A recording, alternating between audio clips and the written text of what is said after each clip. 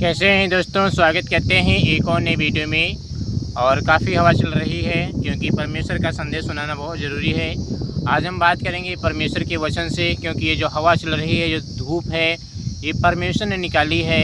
और परमेश्वर के बिना सूर्य उदय होता नहीं है और परमेश्वर के बिना बारिश होती नहीं है, क्योंकि ये सब परमेश्वर ही करते हैं। इसीलिए आप लोग और हम लोग खुदा से डरें, क्योंकि जो मसीह खुदा से डरता है, जो विश्वासी खुदा से डरता है, परमेश्वर की ज़्यादा इज्जत करता है, परमेश्वर की ज़्यादा प्रार्थना को सुनता है। आज हम बात करेंगे स्वर्ग और नरक के बारे में, बाइबल के 10 वचन। तो हम आपको वचन शुरुआत करते हैं। तो वीडियो को लाइक कर दें, चैनल को सब्सक्राइब कर दें। मत्ती 25 अध्याय उसका 46 यहाँ पे वचन कहता है, और ये अनंत दंड जाएंगे परंतु धर्मी अनंत जीवन प्रवेश करेंगे। जो कौन? जो विश्वासी हैं वो तो परमेश्वर के घर जाएंगे। जो गैर विश्वासी हैं, जो यीशु को मानते ही नहीं है, उनके पास हम लोग जैसे विश्वासी वचन लेके जाते हैं, लेकिन वो उन पर विश्वास नहीं करते हैं, धिक्कार देते हैं और भगा देते हैं। तो ये लोग क्या होंगे?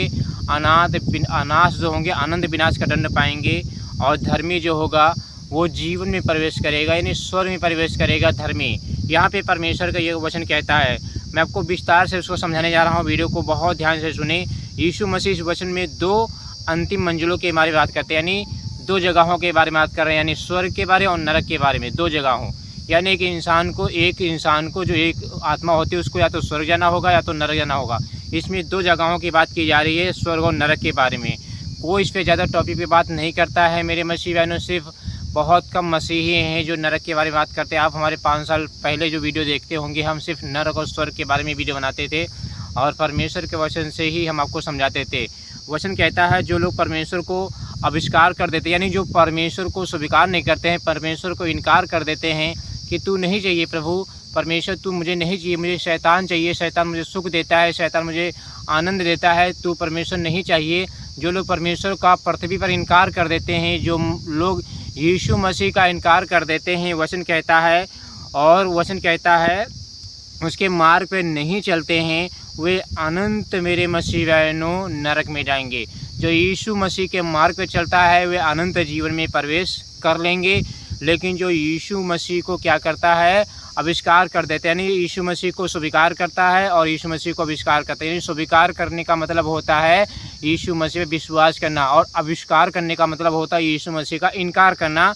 तो जो लोग यीशु मसीह का इनकार कर देते हैं वे अनंत दंड में जाएंगे, यानी अनंत दंड में जाएंगे जिसका कोई अंत नहीं है, जिसमें आत्मा कभी मरती नहीं, जिसमें लोग कभी जलते ही रहते, लोग मरते नहीं, चिल्लाते रहते हैं, आंसू बहाते रहते हैं, वहाँ पे लोग जाएंगे। वचन कहता है, यह वचन हमें याद दिलाता है, नहीं जो वचन मैंने आपके सामने पढ़ा है, अनंत जीवन दंड पाएंगे, ये वचन हमें याद दिलाता है कि इस जीवन में किए गए निर्णयों का परिणाम अनंत जीवन का मेरे मसीह बहनों तक पहुँचाता है। हम जो भी पृथ्वी पर अच्छा या गलत काम करेंगे वो हमारा अनंत जीवन के लिए मेरे मसीह बहुत ज़रूरी है।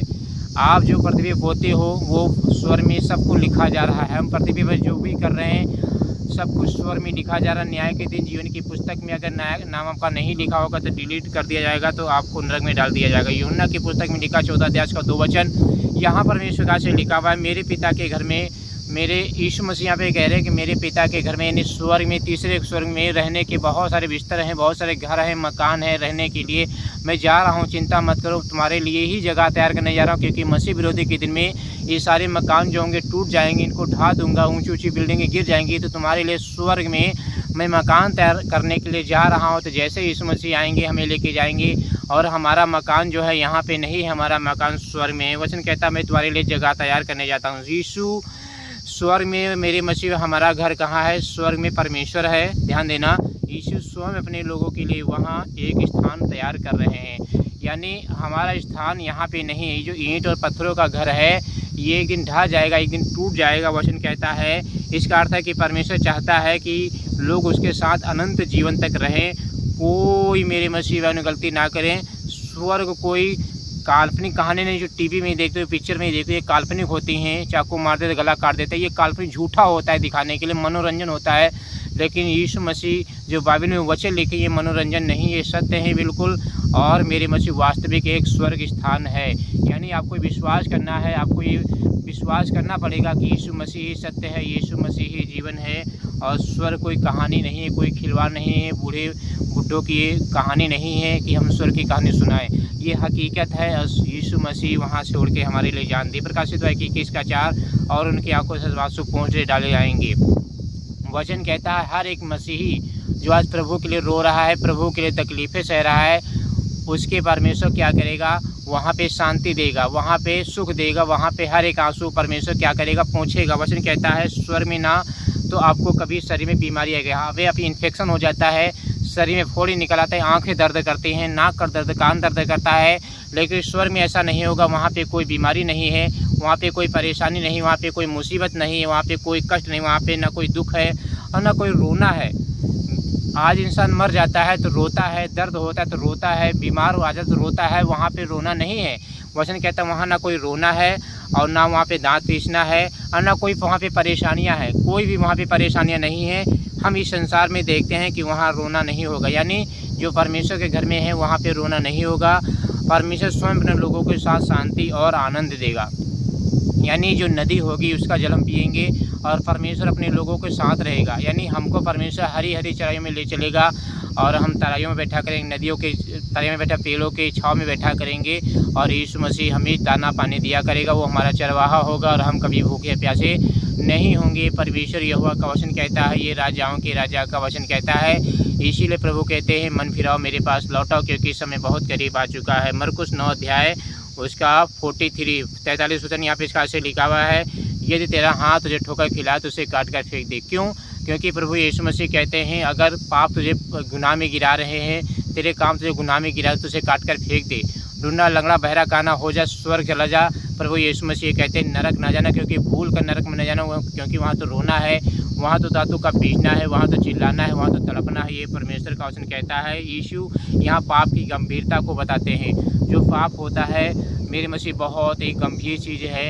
यीशु मसीह पापियों से प्यार करते हैं लेकिन पाप से नफरत करते हैं, और अगर हम कंटिन्यू करते रहेंगे तो परमेश्वर से नफरत करेगा। वचन कहता है उनका मतलब यह नहीं कि सचमुच हाथ काट दिया जाए। बाइबल में ये नहीं लिखा है कि आप अपने हाथ काट डालो।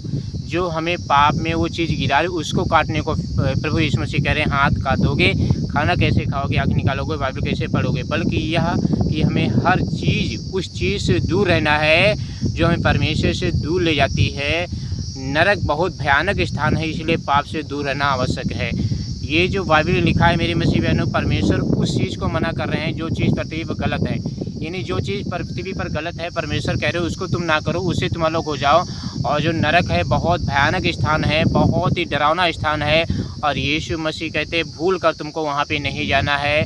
नहीं तो रोगे, वहीं तो पछताओगे, नहीं तो चिल्लाओगे और नहीं तो आंसू बहाओगे। फिर वहाँ पे आपके एक एक आंसू कोई नहीं पूछेगा, क्योंकि बहुत ज़्यादा वहाँ पे तकलीफ़ें होंगी। इसीलिए प्रभु कहते हैं गंभीरता से आपको वचन पे चलना है, बुराई से अलग रहना है, पाप से घृणा करना है, नफरत करना है, और यीशु मसीह की दिव्य आज्ञाओं को और विधियों को मानना है, क्योंकि परमेश्वर आज भी आपको बुलाने के लिए तैयार है। वचन यहाँ पे कहता है एक लाजर था, धनवान था, दोनों मेरे एक जगह पे गए थे, और एक अच्छी जगह पे एक बुरी जगह पे। हालेलुया। परमेश्वर का वचन कहता है धनी मनुष्य और लाजर की कहानी में यीशु बताते हैं कि नरक दुख और पीड़ा का स्थान है, और वचन कहते हैं वहाँ जाने वाले व्यक्ति अपनी गलती को समझता है, लेकिन जब बहुत देर हो चुकी होती है हमें चेतावनी परमेश्वर दे रहा कि सौत आओ, कि जीवन रहते ही परमेश्वर को लौट आना चाहिए। वचन यहाँ पे क्या कहता है मेरे मसीह बहनों, बहुत देर हो जाती है। जब एक बार इंसान नरक में चला जाता है तो बहुत देर हो जाती है, बहुत लेट हो जाता है, फिर उसके बाद सोचने के सिवा उसके पास कुछ नहीं बचता है। वचन कहता है दुख पीड़ा तकलीफ़ का वो स्थान है, तो वहाँ पे आपको भूल कर भी नहीं जाना है। अगर एक बार व्यक्ति वहाँ पे चला भी जाता है तो फिर वहाँ से निकलना बहुत मुश्किल पड़ जाता है। पहला थिस्सलुनीकियों 4 अध्याय का 17 वचन। और इसी रीति से हम सदा प्रभु के साथ रहेंगे। कौन रहेगा? हम लोग रहेंगे, आप लोग रहोगे, आपके बेटे बेटियां रहेंगे, आपकी पत्नी रहेंगी, वो सदा परमेश्वर के घर में रहेंगे और कभी भूखे और प्यासे नहीं होंगे। ये परमेश्वर का वचन कहता है। स्वर्ग की सबसे बड़ी खुशी हो सोने की सड़कों या सुंदर भावना नहीं है, बल्कि यह कि हमें परमेश्वर की यीशु मसीह के साथ रहना है। मेरे मसीह बहनों, स्वर्ग आपको मिल गया तो क्या मिला? यीशु मसीह हमारे जीवन में रहना चाहिए। अगर यीशु मसीह हमारे जीवन में है तो आपको जन्नत मिल जाएगी, आपको सोने का घर मिल जाएगा, सोने की सड़क मिल जाएगी। और अगर यीशु मसीह हमारे जीवन में नहीं है तो कुछ भी नहीं है, क्योंकि प्रभु कहते हैं तुम मुझसे अलग होकर कुछ नहीं कर सकते हो, एक पॉइंट नहीं कर सकते जब तक प्रभु नहीं चाहेंगे। वचन यहाँ पे कहता है, यहाँ पे परमेश्वर का वचन कहता है दूसरा थिस्सलुनीकियों 1 अध्याय उसका 9 वचन, यहाँ पर इस प्रकार से लिखा हुआ है, वे प्रभु के सामने से दूर होकर। कौन लोग होंगे जो प्रभु के सामने दूर रहेंगे?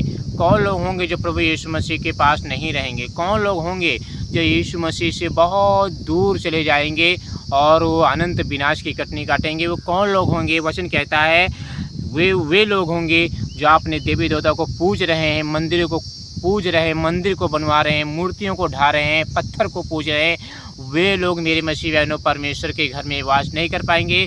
उनकी जगह अनंत जीवन में होगी, वो भी मेरे मसीह बहनों नरक की सज़ा। इसलिए बाइबल कहती है नरक की सबसे बड़ी पीड़ा आग ही नहीं है, बल्कि परमेश्वर की उपस्थिति से हमेशा के लिए दूर रहना हो जाना है।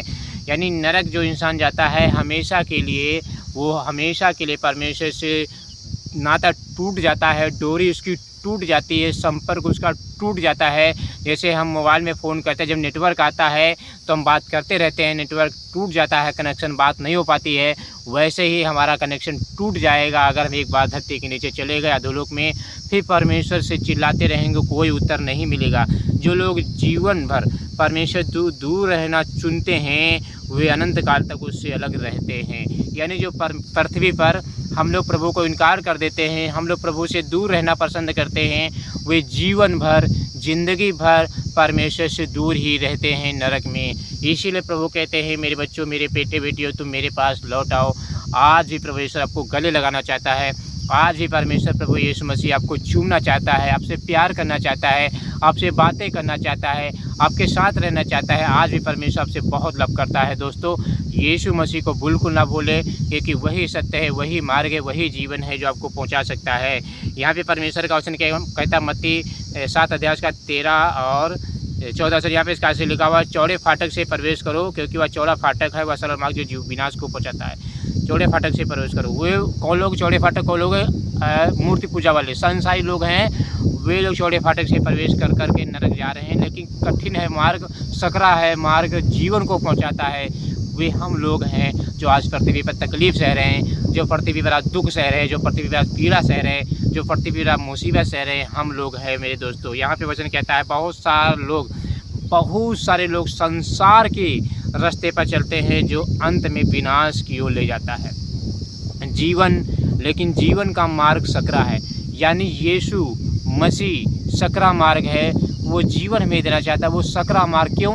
क्योंकि जब हम प्रभु पर विश्वास कर लेते हैं तो लूसीफर हमारे पीछे पड़ जाता है, हमें उस गड्ढे में ले जाने के लिए, प्रभु से दूर रखने के लिए हमारे पीछे पड़ा रहता है। वचन कहता है और उस पर चलने वाले कम होते हैं। यानी यीशु मसीह के मार्ग पर चलने वाले बहुत कम होते हैं। यीशु हमें यही मार्ग चुनने की शिक्षा देते हैं।